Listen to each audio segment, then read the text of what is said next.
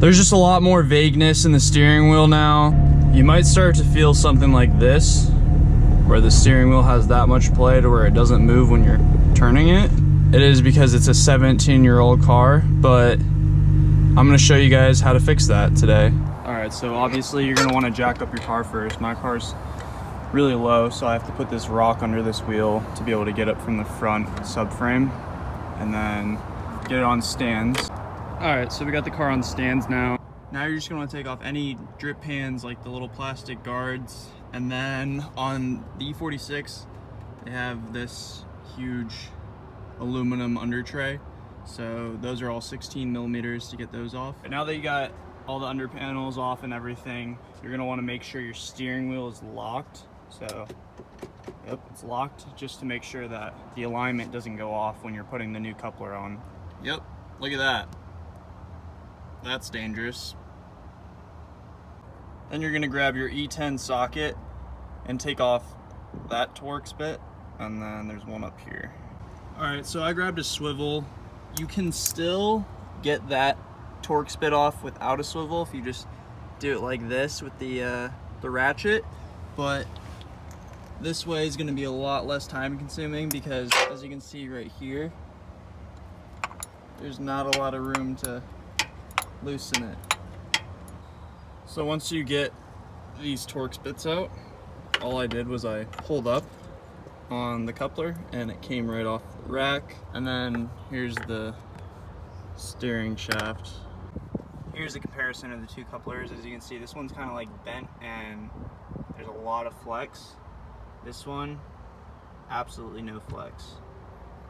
So let's get to installing this one. You can actually see the little notch that there is right here in the steering shaft.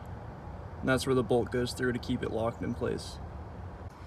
The torque setting for this bolt, which is the coupler to the rack, is 42 Newton meters. There, which is the coupler to the steering shaft, is 19 Newton meters. And then I would also put some red Loctite on these two bolts just so they don't back off, because this is a huge safety hazard right here. And then it's really just that simple. It actually took like 20 minutes to do the whole thing. Just jacking up the car, putting it on stands, taking these bolts out. It's a really, really simple process, so it's definitely worth doing. This was actually pretty dangerous to be driving like this. As you can see, there wasn't much left holding this rivet on. And if this broke, then I would have no steering. So good thing I changed this out now, because that's really bad.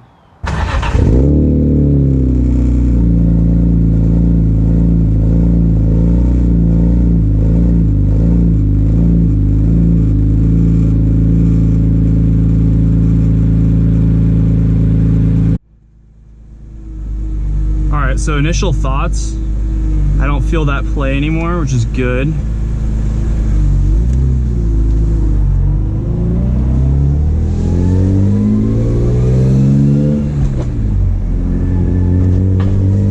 Wow.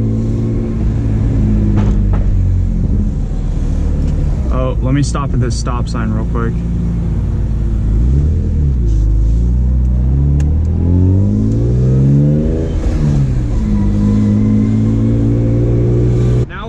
The car actually moves. All right, time to put this to the real test. Just do a little skid.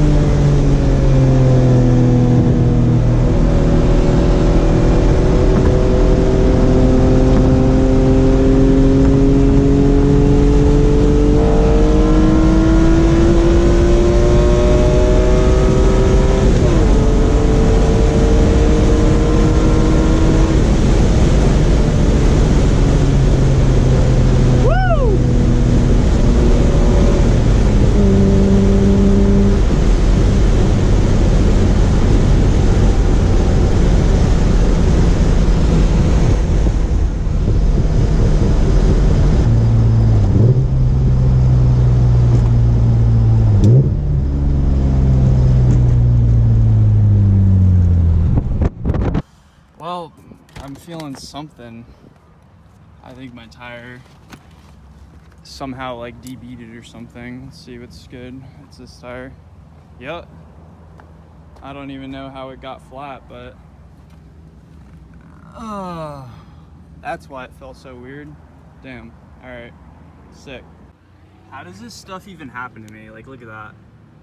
It got cut by something, but yeah, that's not good. And I'm driving home. It's actually riding kind of okay for it being on a flat tire. Well, that's gonna be it for this video, guys. Look at that mark. You all are having a better day than I am, but it's all right. I'll fix it. I got spares. Good thing I was close to home anyway, so it is what it is. At least my steering is a lot better.